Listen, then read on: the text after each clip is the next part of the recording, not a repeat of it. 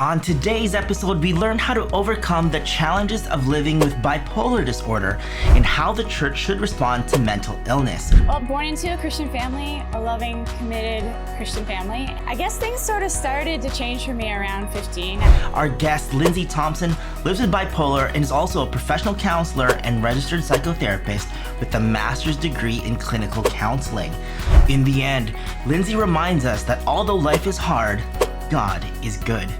He never promised it was going to be safe, but he is always good, and the character of God never changes. And we know that he was good back then, he's good now, and he's never going to stop being good. But before we continue, if this is the first time that we've met, hello, my name is ASPILLA, and welcome to See, Hear, Love Digital. On this channel, we will share inspiring stories that remind us that we are seen, heard, and loved by God. So please consider subscribing to this channel and hitting the notification bell to see our weekly videos.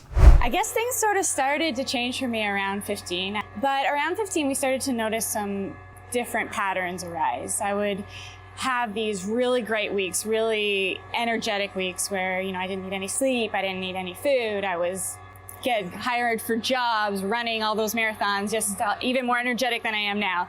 And those weeks would sort of be followed by down weeks. So the highs would last 3 weeks, and then it would be followed by a month of what I guess I could characterize as just severe depression. I struggled with that for quite some time. And when I finally went to a doctor for it after things kind of got worse, they really focused on the depression side of it by giving me antidepressants, but they didn't work. We didn't see any change in these mood fluctuations and just everything that I was going through. So a series of events happened that led me to a great psychiatrist, and in 2009, I was diagnosed with bipolar.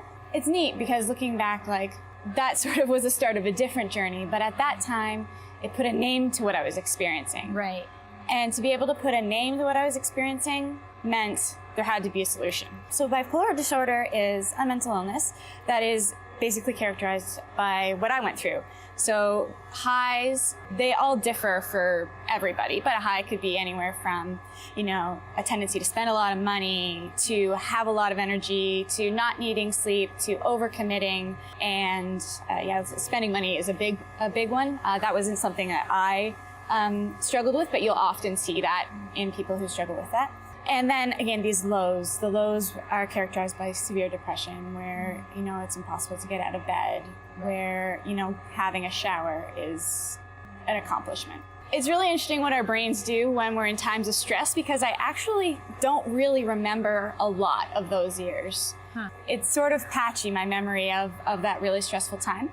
What I do remember is thinking, okay, there is a reason. And as I said, if there is a reason for me behaving this way, there's got to be help. There's got to be something out there to help me. And sometimes putting a name to it, any diagnosis, whether it's like cancer or pain in my side, whatever it is, putting a name to it sort of is freeing. It's like, oh, okay, it's not me. It's outside of me. It's something I hold and I bear, but it's not me. It's something that I've sort of struggled with. I'm not somebody who's easily offended, so I would kind of let it roll off my back. But when you think about it, it's like, okay, that is not even close. A tendency to mood change is not even close to what that is. And that you're right, that can be thrown around with a lot of different kinds of mental illnesses. And it's a tendency somebody's displaying, but it's used in jest to describe. So I definitely would caution people with throwing around terms of anything, not just with mental illness, but that we're not aware of, because living with it is so different. Right. Living with it is so hard. And, I had such a supportive network, but even they will say, Lyndsay, I still don't really know what you went through. And I'm so blessed to have had, my mom, I'm thinking of, God bless her, I wouldn't be here without her. Wow. But she will still say, I don't get it. I don't struggle with it. And I just pray that the Lord gives me the wisdom for helping you in the moment you need.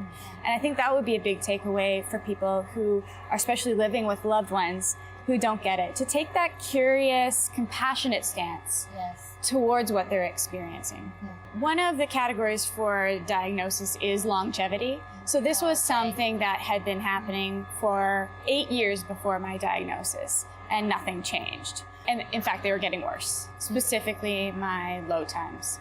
That's something and even as a therapist, we look at, okay, like how long have your symptoms been going on? That it's not just a season of life, right? Yeah. And that you don't just sort of wake up in a week or two, because there's situational depression. And I think we've all experienced that completely. So what is that difference? Longevity, departure from what is really me. So I'm a happy person naturally, but I am not crazy like I was. Like I was over the top, and I'm not a depressive person. Yeah. Although I get tired easily, I wasn't that either. So it was a departure from who I am for so long. It has been interesting as I've studied to be a therapist and work with people, and especially in Christian setting, how the church or Christians view mental illness. Yes. And I think it is still tricky. I think, again, the stigma is becoming less and less in society and less in the church. But I definitely struggled with my own thoughts. Okay, like, Lyndsay, are you praying enough? Like, where are you with your walk with God? Right. And I think maybe that was another thing for me realizing, okay, I'm not well, is because I never really doubted him. I wasn't really ever angry with him. But I was like, is this as good as it's gonna get? Because this sucks. And that's probably what, I think we'll talk about this later, but one of the biggest things I will take with me and encourage others is, like, in all forms of trial in the Christian community, to be okay with it not being okay. Yes. And to sit with each other in that and say, listen, I'm not sure how I can help you right now, but I'll sit with you. And because if you look at the life of Jesus, it was hard. It was so hard. He never promised it was gonna be easy. So for us to think, okay, just pray yourself out of it, or, power of positive thinking, let's go. Yeah. I don't know if that's reality. And don't get me wrong, like, I believe in healing and I believe that anything is possible with the power of God, but it's still gonna be hard. And what season are we in? And I'm an advocate of working hard and setting goals and pursuing your dreams, but you're still gonna have hard days. And what do you carry with you that is kind of your burden? And like, so what does healthy life balance with God look like, knowing I carry this with me, right? So when I was a kid, I loved The Chronicles of Narnia by C.S. Lewis. And even into adulthood, one of my favorite parts of it was when Mr. Beaver is describing to Susan who Aslan is. Yes. And she thinks he's a man, and he says, no, he's a lion. And she's like, oh my goodness, is he safe? And he said, who said anything about safe? Of course he's not safe, but he's the king and he's good. And as we know, Aslan is a picture of God. And I loved that all growing up, but I was given the privilege and blessing and honor to be valedictorian last year of my graduating class. And so as I was reflecting on the journeys of my colleagues and myself, I'm like, oh my goodness, that's it. None of our journeys to Tyndale has been safe. Like, I talk to people, they experience kids, death, marriage, you name it, in those 5 years of getting their education. But they all said, man, was God good. Wow. Yeah. And they were so blessed at the end of their education. And I thought, that is life. He never promised it was going to be safe, but he is always good. And the character of God never changes. And we know that he was good back then, he's good now, and he's never going to stop being good. I know the plans I have for you, declares the Lord. Plans to prosper you and not to harm you. Plans to give you hope and a future. Amen. And I love the Old Testament, and I love, again, character of God and being good, and how there's these crazy stories of God choosing unlikely people and making these huge promises based on his character, and they always came true. Yes. Those covenants lasted. Yep. And that's one, if he said that to somebody back then, he's not going to change his mind about his plans towards me. Beautiful. Because some days I would sit, especially in my hardest years, and go, how am I going to do anything with my life? Like, I'm too ill. There's nothing that I will ever be able to do or hold or be consistent with.